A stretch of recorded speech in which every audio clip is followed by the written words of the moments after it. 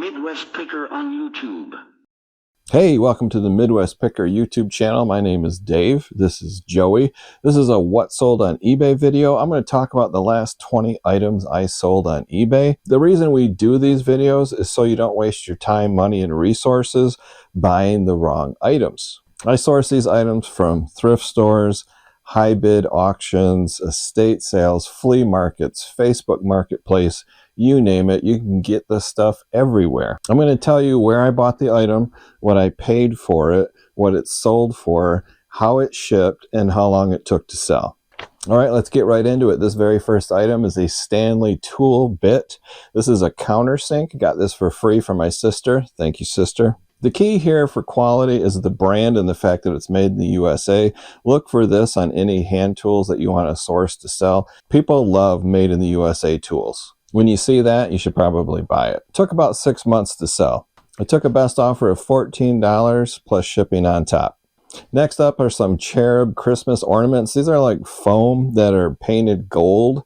I think I would call these Christmas ornaments. It's hard to say. I sourced a whole bunch of these on a YouTube auction probably 2 or 3 years ago.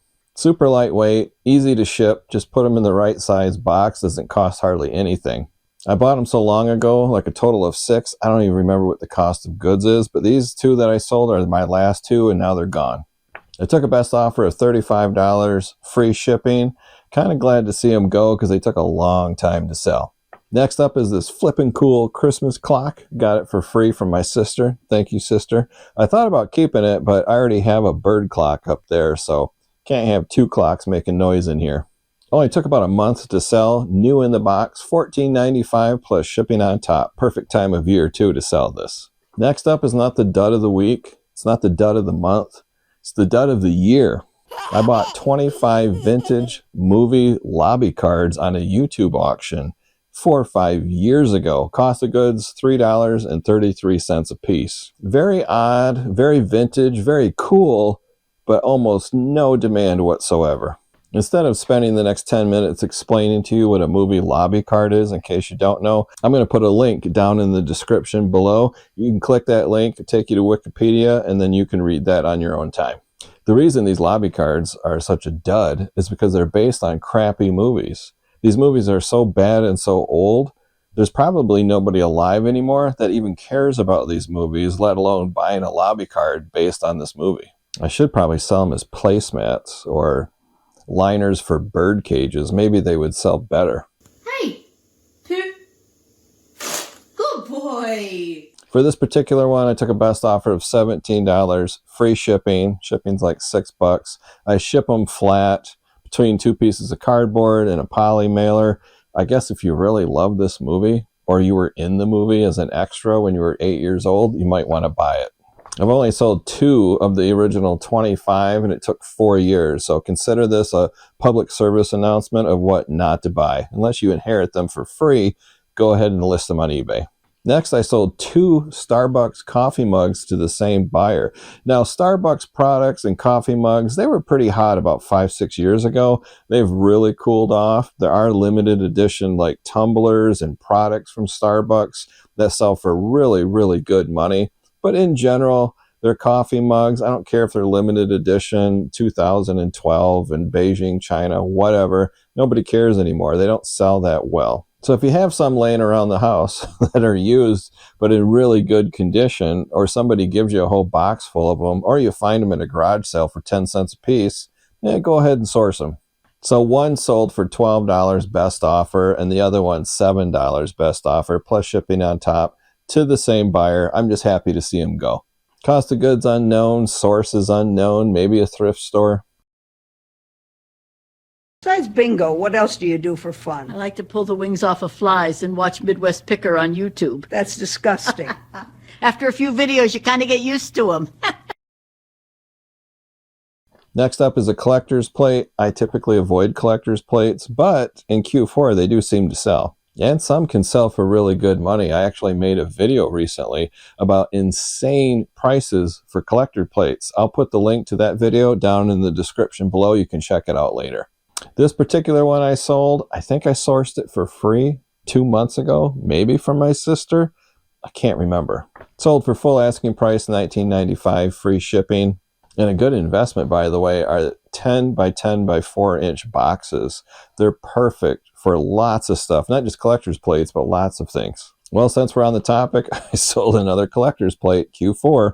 Now, I've mentioned it in other videos previously, but I sourced like 60 of these collector's plates for like 18 cents a piece on HiBid, a giant tote full. I thought, not too bad. I only have about half of them left, so they do sell, but it's taking several years to sell them all, one at a time.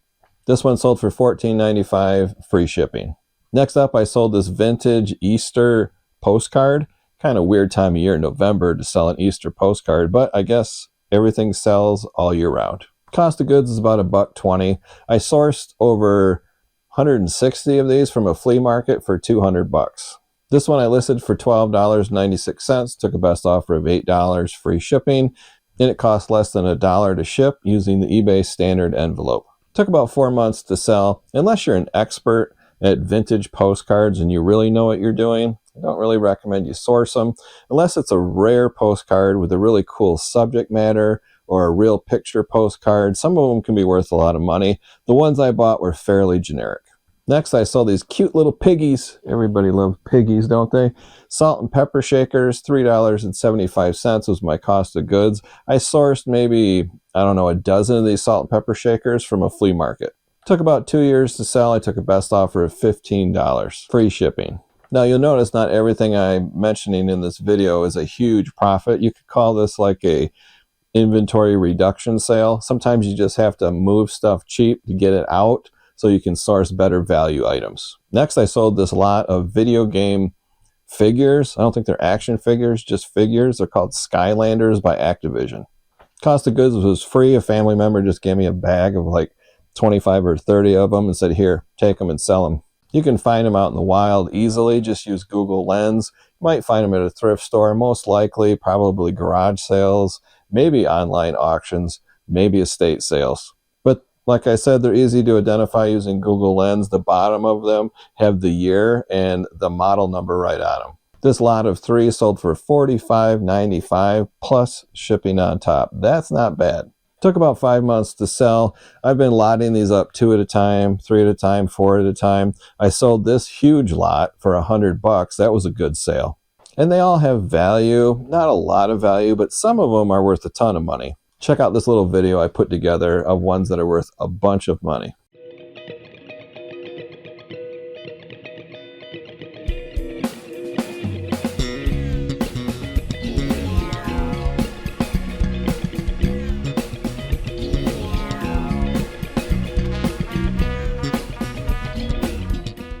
They're out there, you just got to look for them. Next up, I sold this single socket.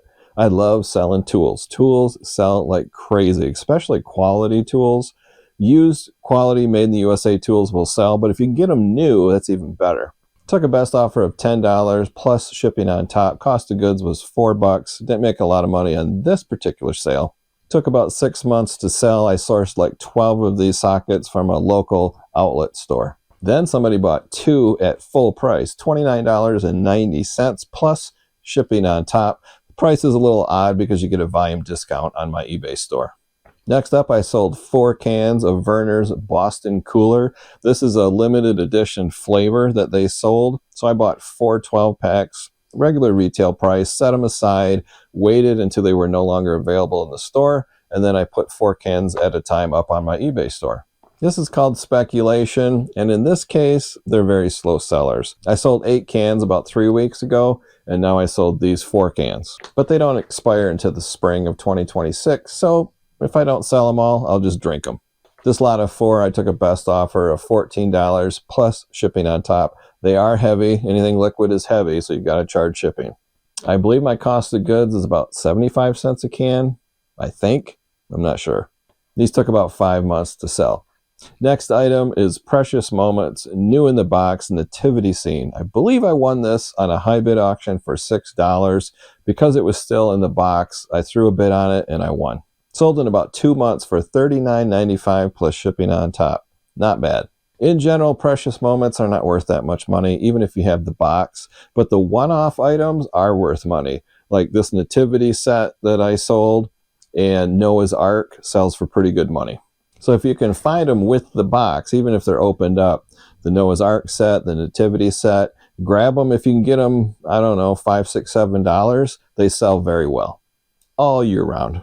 Next, I sold a box of 10 vintage new in the box spark plugs. These are really cool because they're vintage, but they're still new in the box. This sold for $31.96 plus shipping on top because I put all my auto parts on sale just in time for Q4. I also put all my tools on sale just in time for Q4. I sourced over 2,000. That's right, Joey. Joey was with me. He was in the back seat. I sourced over 2,000 vintage spark plugs from Facebook Marketplace for $120. And that guy still has a lot more where that came from. But I figured 3 20-gallon totes full of spark plugs, new in the box, is a good place to start. And I'm going to stop there for a while. These vintage spark plugs can be hard to find, and vintage car owners, they love them. These are 60s, 70s, and 80s spark plugs. But they are slow sellers, and you got to have storage space for them. Cost of goods, I don't know, 50 cents a box, 80 cents a box, something like that. Some of the boxes only contain 4 spark plugs, some contain 6, some contain 10. So figuring out your cost of goods on this particular deal was kind of hard. Next, I sold this lot of 2 supplements from a Walgreens. Cost of goods was only $1. Sold for $24.95, free shipping. This is called retail arbitrage, but this was a clearance item, like 95% off. Super good deal. They just take a while to sell. These in particular took 2 months to sell. Next item, I sold another lot of 2 supplements from Walgreens. I wonder, does this make me a dealer? Cost of goods was $1.49, sold for $15.95, free shipping. And these took about 2 months to sell. I think I'm going to slow down a little bit on the retail arbitrage. 95% clearance is really hard to say no to, but they do sell slow. Next, I sold some more model railroad merch. If you watch my previous videos, I sell model railroad merchandise, track, building material, windows, bridge supports. It does sell, and I got it super cheap. This box of 4 straight tracks sold for $17.96. Not bad. Free shipping. Took about 2 years to sell. Where I sourced this from and what I paid for it, I don't know. It's been so long, I don't even know. It was probably very low. Probably like $1 or $2. Last item is this die-cast truck bank, still new in the box. Free to me. Took a best offer of $17. These die-cast truck banks were super hot in the 90s, but they've really cooled off. Very slow sellers. Source them if you can get them cheap, but I don't think I would go out and source them in the wild for more than $3 or $4 a piece. This one took 2 years to sell. Thanks, guys, for watching the video all the way to the end. Hit that thumbs up on your way out. If you're not subscribed, hit that subscribe button and the bell icon. That way, when I upload a new video or go live, you'll get a notification. Check out those links in the description down below. And until next time, see ya.